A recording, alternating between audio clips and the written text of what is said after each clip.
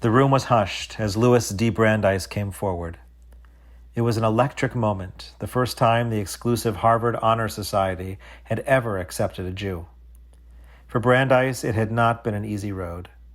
For the past 3 years, other students who were uninvited had sat next to him as he had his lunch every day, saying things to him like, "Brandeis, you're brilliant. You could end up on the Supreme Court, except that you are a Jew. Why don't you convert? Then all of your problems will be solved." Brandeis had listened, but had not responded. Finally, in his senior year of law school, his preeminence could not be denied. Jewish or not, he was invited to join the exclusive honor society. On the evening of the official induction, the atmosphere was thick. All eyes were on him as he walked to the lectern. Slowly, he looked around the room. "I'm sorry I was born a Jew," he began.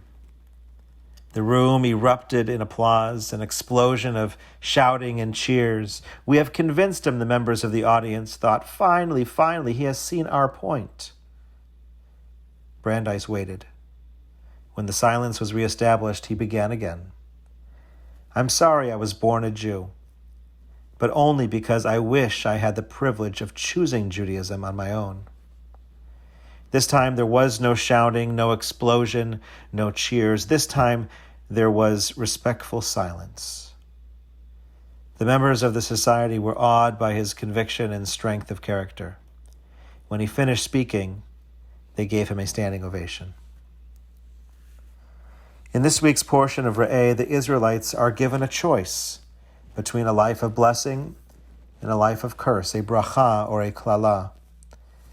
And the truth is, we make choices every day about how we want to live our lives. And depending on the decisions we make, we can bring blessing to our life and those around us, or through our actions and personal behavior, we can bring curses down upon ourselves and others with whom we are connected. During the pandemic, perhaps now more than ever, we are realizing the true impact of the choices we make upon those around us. As much as we may like to view ourselves as independent, we are realizing more and more how interdependent we really are. Last Rosh Hashanah, I spoke about arivut, the concept of interdependence, that we rely and that we need one another. Who knew last September how poignant this idea would be for us in 2020? Brandeis said he wished he could have chosen Judaism on his own. Whether we were born Jewish or not, we do have the privilege of choosing to be Jewish every day of our lives. And we have the choice to continue to support the Jewish community every year.